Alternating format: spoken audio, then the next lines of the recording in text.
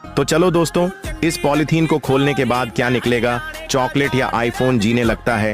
इसके अंदर चॉकलेट निकलेगा, वह लाइक कीजिए और कमेंट में ए लिखिए। और जीने लगता है कि इसके अंदर आईफोन है, वह कमेंट में भी लिखिए और चैनल को भी सब्सक्राइब कीजिए। चलो खोल कर देखते हैं। बेटा मुझे इग्नोर मत करना।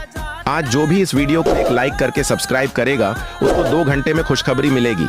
यकीन ना हो तो करके देख लो और जाते जाते कमेंट में हर हर महादेव जरूर लिख देना। फिर अरे दोस्तों, ये तो चॉकलेट था जिसका जवाब सही